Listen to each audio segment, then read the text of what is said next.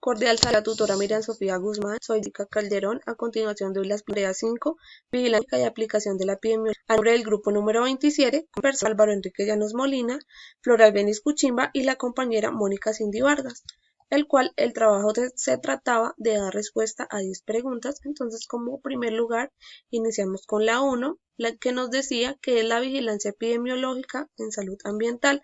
Concluimos que la vigilancia epidemiológica es una de las principales herramientas para conocer el comportamiento de las enfermedades en la población, en particular las que tienen potencial epidémico y las que tienen factores de riesgo que son factibles de intervenir para prevenirlas e incluso eliminarlas. En cuanto a la salud ambiental, permite encontrar si la fuente epidemiológica es causada por la contaminación del medio ambiente.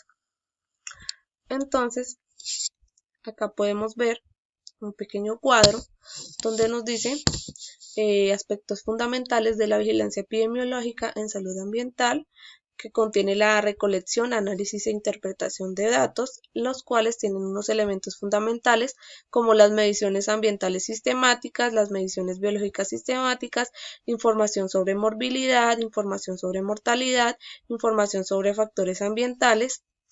Entonces, esta es nuestra respuesta a la pregunta 1. Como segunda medida, iniciamos con la pregunta 2, que nos decía que cuál es la cadena ambiente-salud. Incluye un ejemplo que permite evidenciar las fuerzas impulsoras o quienes generan la presión en el ambiente, el tipo de presión, estado, exposición y efecto. Como grupo decimos que la cadena socioambiente tiene una amplia correlación sobre el proceso en el que se abarca la metodología para los determinantes socioambientales.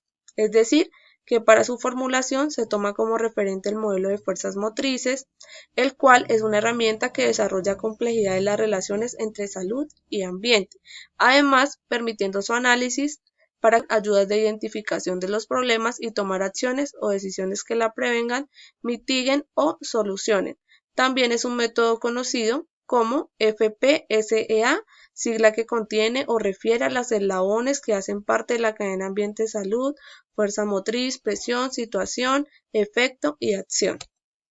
Entonces, acá podemos ver un ejemplo de la cadena ambiente-salud que contiene los aspectos como estado, efecto, presión y exposición.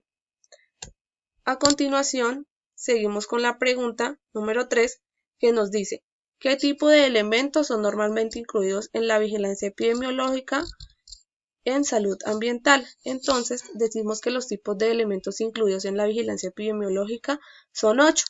El agua para el uso y consumo humano, la contaminación del aire, la contaminación del suelo, los desastres naturales y tecnológicos, los contaminantes ambientales y sustancias químicas, elementos de factores físicos, radiación ionizante y los factores de riesgo biológicos.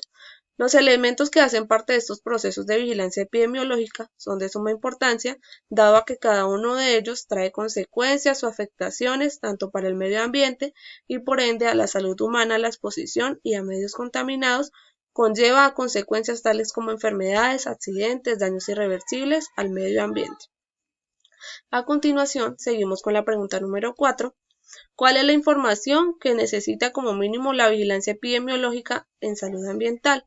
Entonces, como grupo concluimos que la información que se necesita como mínimo son tener los factores de riesgo, que serían físicos, químicos y biológicos, mecánicos y psicosociales, las características especiales para el medio ambiente, las personas expuestas, efectos adversos para la salud, indicaciones de salud del medio ambiente, evaluación y gestión del riesgo. Para nosotros estos fueron los más fundamentales. A continuación, seguimos con la pregunta número 5, que nos dice que cuál es el procedimiento de vigilancia de salud ambiental. Enumere uno a uno las acciones principales.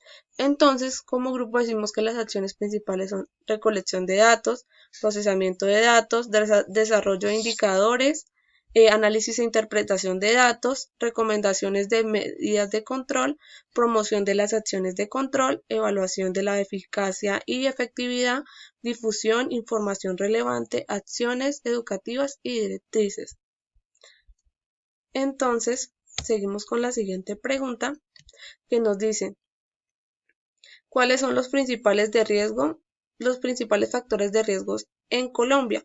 Entonces, como grupo concluimos que son la contaminación de agua por vertimientos, la contaminación de residuos, de agua por residuos, la contaminación del aire, las precipitaciones o las lluvias, los organismos transmisores de enfermedades, la contaminación del suelo por residuos y vertimientos, los efectos del cambio climático, que la verdad son los más relevantes hoy en día, la deforestación, las condiciones de la población. Seguimos con la siguiente pregunta. Entonces podemos decir que el SIG, el Sistema de Información Geográfica SIG, para la salud ambiental, ¿qué es? El SIG es una herramienta que se trata con datos referenciados geográficamente. La aplicación del SIG en la salud ambiental se basa en el examen de las fuentes contaminantes y en el modelo de la calidad ambiental. Un ejemplo de la aplicación del SIG es la representación cartográfica de porcentajes o tasas. Es utilizada en la epidemiología porque muestra las áreas de color con diferentes tonalidades monocromáticas. Eso es lo que concluimos como grupo. Vamos a seguir con la pregunta número 10, que nos dice que cuáles son los mecanismos de control. Como grupo decimos que los mecanismos de control son los siguientes: planificación de uso de suelo o impuesto. Entonces, este se trata también o se le denomina planificación territorial, es decir, que establece limitación sobre el uso del suelo o las restricciones para la instalación de las empresas. El siguiente mecanismo de control, límites de emisión de impuestos sobre las emisiones. Decimos que se basa en establecer límites máximos permisibles mediante limitaciones específicas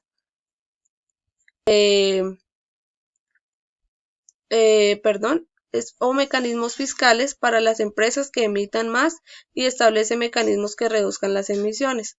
El siguiente límite, las normas de calidad de remediación, se establecen restricciones mediante las normas de calidad, mediante las acciones de remediación, sitios comprobados o con contaminación.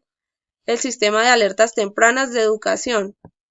Cuando los agentes ingresan al organismo, se proponen establecimientos de alertas tempranas que permitan identificar concentraciones a las cuales ya se reportan efectos en la salud y establecer informaciones educativas. Muchas gracias por la atención prestada. Que esté muy bien.